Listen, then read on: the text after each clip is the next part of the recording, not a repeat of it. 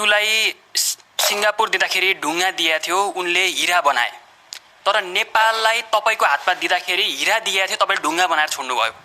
अब यसको कारबाही कसलाई गर्ने? सिङ्गापुर, अमेरिका, चाइना, बेलायत सबै प्रधानमन्त्रीहरू देशका अति उत्कृष्ट विद्यार्थीहरू मात्रै प्रधानमन्त्री भएको छन्। एउटा उदाहरणको लागि बेलायतको विगत 70 वर्षदेखि सम्पूर्ण प्रधानमन्त्रीहरू अक्सफोर्ड विश्वविद्यालयका छन्। नेपालको विगत 70 वर्षदेखि कुन चाहिँ हाम्रो सफल, हाम्रो मन बुझ्ने प्रधानमन्त्री हामीले कुन चाहिँ पायौँ? तपाईले कहिले विस्थापित हुने? अति निराश भइसक्यो हामी। 4 चोटि 5 चोटि प्रधानमन्त्रीको लागि मात्रै प्रधानमन्त्री होइन, जनताको लागि प्रधानमन्त्री तपाईँ कहिले हुने? हेर्नुहोस्, नेपालमा छैन जस्तो विद्यालय छ त्यही पढ्ने हो नि। हेर्नुहोस्, तपाईँले बल्ल बोल्दै हुनुहुन्छ। तपाईँ रिसको कुरा होइन नि। कहाँबाट ल्याउने? मैले अक्सफोर्ड कहाँबाट ल्याउने? अक्सफोर्ड विद्यालय नेपालमा त्रिपुर कहाँबाट अक्सफोर्ड विद्यालय ल्याउने? त्यसमा अक्सफोर्ड पढाएर नेपालमा प्राइभेट स्कुल पाउने? तपाईँले चाहँदै हुन्छ कुरा त होइन नि। तपाईँ चाहे जस्तो बन्नुपर्छ भने के छ यहाँ? जनताको सेवासार भाउ प्राइभेटमा आऊ।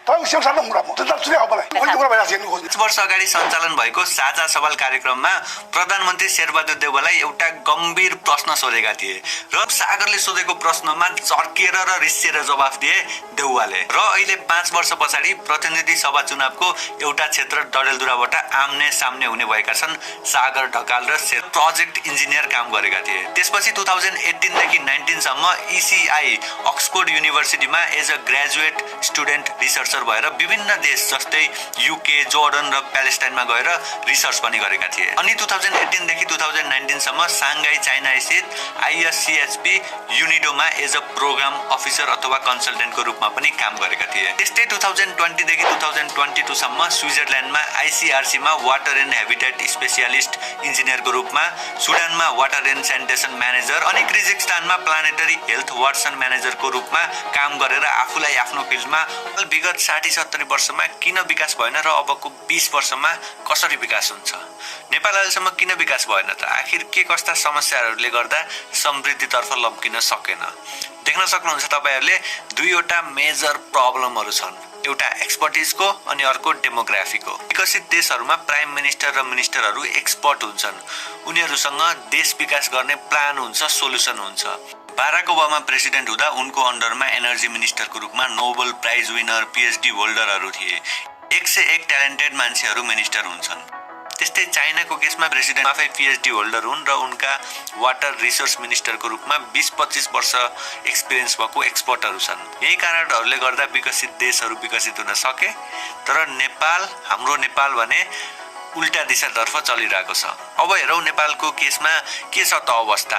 हेर्न सक्नुहुन्छ विगत लामो समयदेखि यिनै 3वटा फेस देख्न सक्छौँ हामीले PM को रूपमा। अनि एक्जाम्पलको लागि एनर्जी मिनिस्टर हेर्नुभयो भने एनर्जीको नजानेकाहरू छन्। सब कुनै नलेज छैन, कुनै एक्सपिरियन्स छैन, केही पनि छैन। त्यही पनि मुख उठाके आ गए भन्छन् नि, त्यस्तै नै छ। यिनीहरू आज एनर्जी मिनिस्टर हुन्छन्, भोलि फाइनेन्स मिनिस्टर हुन्छन्, पर्सि एजुकेसन मिनिस्टर हुन्छन्। जे गरे नि भन्छ, जता गए नि भाषा। यस्तो व्यथिति छ नेपालमा। अनि कहाँबाट होस् त विकास? अब डेमोग्राफीको प्रब्लम हेरौँ है त। तपाईँले हेर्न सक्नुहुन्छ आजको समयमा नेपालमा युवाहरूको सङ्ख्या एकदम धेरै छ, तर बिस्तारै त्यो सङ्ख्या घट्दैछ। किन घट्दैछ र कसरी घट्दैछ भनेर मैले तपाईँहरूलाई भनिराख्नु पर्दैन होला, तपाईँहरू सबैलाई थाहा छँदैछ। बिस्तारै के हुँदैछ भन्दा युवाको सङ्ख्या घट्दैछ र बच्चा र वृद्धहरूको सङ्ख्या बढ्दैछ। ग्राफबाट क्लियर रूपमा हेर्न सक्नुहुन्छ त्यो कुरा। त्यही भएर हामीसँग अब केयरलेस पोलिटिक्स गर्ने टाइम छैन। देश गम्भीर अवस्थामा छ। यदि पछि यस्तै गरी युवाको सङ्ख्या कम हुँदै गयो, जुन कि हुँदैछ, जतिसुकै राम्रो प्राइम मिनिस्टर आए नि देश विकास हुन सक्दैन। किन भन्दा देशमा काम गर्ने, देशलाई विकास गर्नेको लागि म्यान पावर, युवा म्यान पावर नै हुँदैन। देशभरि वृद्ध र बच्चाहरू मात्र हुनेछन्। खतराको रेखा आजैबाट सुरु भएको छ। सो जे गर्नु छ छिट्टै गर्नुपर्ने हुन्छ। Right man in the right place हुनै पर्छ नेपालको केसमा। अहिले सागरको अनुसार प्रब्लम त देखियो, अनि उनको अनुसार यसको सोलुसन के कस्ता छन् त? 3 स्ट्राटेजिक एजेन्डा अथवा सोलुसन भनेर भनेका छन् यिनले। एजेन्डा नम्बर 1 मा प्राइम मिनिस्टर अन्डर 40, एउटा युवा प्राइम मिनिस्टर हुनुपर्छ भन्छन् सागर। युवा प्राइम मिनिस्टर हुनुमा फाइदाहरू चाहिँ थुप्रै छन्। उसँग काम गर्ने उटुटी हुन्छ, नलेज हुन्छ, एक्सपिरियन्स हुन्छ, जोस जाँगर सबै थोक हुन्छ कुनै पनि देश विकास गर्नको लागि। त्यस्तै एजेन्डा नम्बर 2 मा डेलिभरीको एजेन्डा छ। सबै एमपीसँग डेलिभरी प्लान हुनुपर्छ। हावादारी रूपमा यो गर्छु त्यो गर्छु, मेट्रो रेल ल्याउँछु, मोनोरेल ल्याउँछु, पानी जहाज ल्याउँछु भनेर गफ छाडेर मात्र हुँदैन। यदिकै एजेन्डा छ भने त्यसलाई डेलिभर कसरी गर्ने भनेर ठोस प्लान हुन पनि जरुरी छ। प्लस त्यो प्लान र एजेन्डा चाहिँ भेरिफाई पनि हुनुपर्छ भन्ने कुरा छ। जस्तै एउटा डाक्टर आएर मैले फाइनान्स मिनिस्ट्रीमा गएर यस्तो गर्छु उस्तो गर्छु भनेर गफ हानेर भएन नि। फाइनान्स मिनिस्ट्रीमा फाइनान्स पढेको, फाइनान्स बुझेको, त्यो फिल्डमा एक्सपिरियन्स भएको मान्छे हुनु पर्यो। डाक्टर पढेको मान्छे, डाक्टरको एक्सपिरियन्स भएको मान्छे फाइनान्स मिनिस्ट्रीमा गएर भएन। त्यस्तै फाइनान्स बुझेको मान्छे हेल्थ मिनिस्ट्रीमा गएर भएन। त्यो सबै आफ्नो ठाउँमा आफ्नो एक्सपर्टिज अनुसार जानु पर्यो भन्ने कुरा छ यसमा। त्यस्तै एजेन्डा नम्बर 3 मा छ 1500 मोडेल। यसको मतलब 500 जना इन्टरनेसनल एक्सपर्ट, 500 नेसनल एक्सपर्ट र 500 लोकल एक्सपर्ट भएर देशलाई अगाडि बढाउने डिरेक्सन दिनुपर्छ भन्ने कुरा छ। देशलाई कुन दिशातर्फ लाने, के कस्तो आयोजना सञ्चालन गर्ने भन्ने कुरा यो 500 जनाको एक्सपर्ट टिमले डिसाइड गर्छ। यिनै हुन् 3 मेजर एजेन्डा सागर ढकाल। ब्रिफली भन्नुपर्दा एजेन्डा नम्बर 1 मा जोसको कुरा छ, एजेन्डा नम्बर 2 मा होसको कुरा छ र एजेन्डा नम्बर 3 मा जोस र होसलाई डिरेक्सन दिने। Good afternoon. Namaste. I'm Ashok Gurung, the Senior Director of India-China Institute at the New School.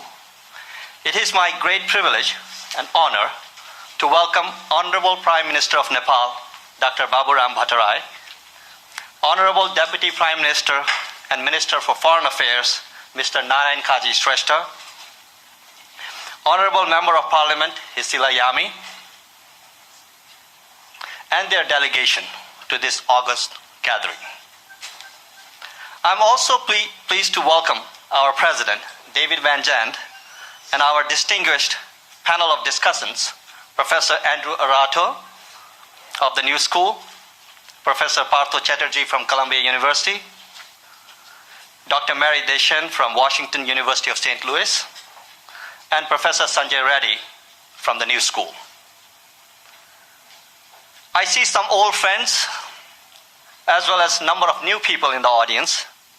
I welcome all of you and thank you for joining us on such a short notice. During a recent visit to Nepal, I had the privilege of meeting with Dr. Baburam Bhattarai.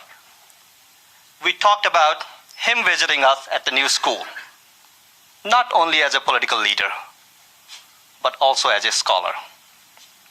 I'm grateful that he has taken time out from his busy schedule with the UN General Assembly sessions to be here with us today. In a few minutes, our President, David Van Zandt, will formally introduce Dr. Bhattarai. However, I want to congratulate Dr. Bhattarai for taking office as the 4th Prime Minister of Nepal since the first Constituent Assembly election in April of 2008. The fact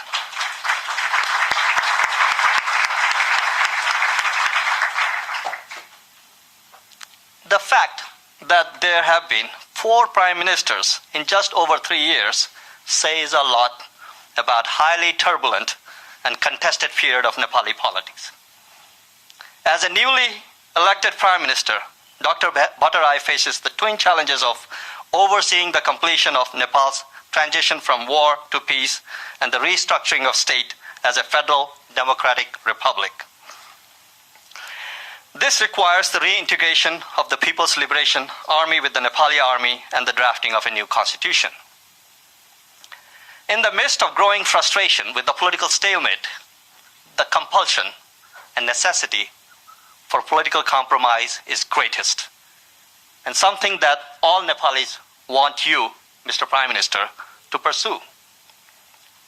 However, I believe that the biggest challenge faced by you is not how you effectively facilitate compromise between the major political parties and the elites, but to make sure that the aspirations and the needs of marginalized communities such as Dalits, indigenous people, Madhesis, and women, which comprise of about 80% of Nepal's population, are adequately accounted for in the writing of the new constitution.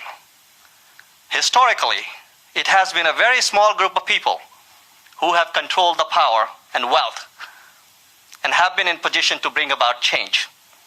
Yet, they have had no intention,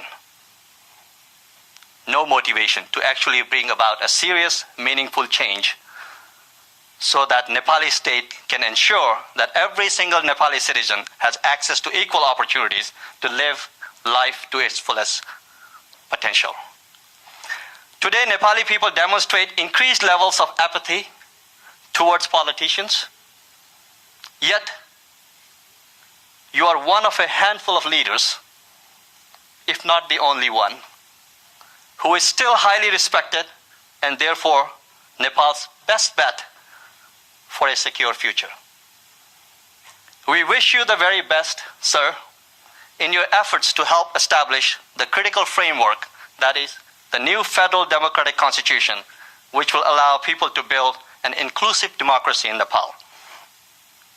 Before I request President Wenjan to formally welcome and introduce Dr. Bhattarai, let me outline briefly the format of today's program. We will start with welcome remarks and an introduction by the President. While the Prime Minister comes to the podium and before he begins his remark, I'll request Kevin Bobrowski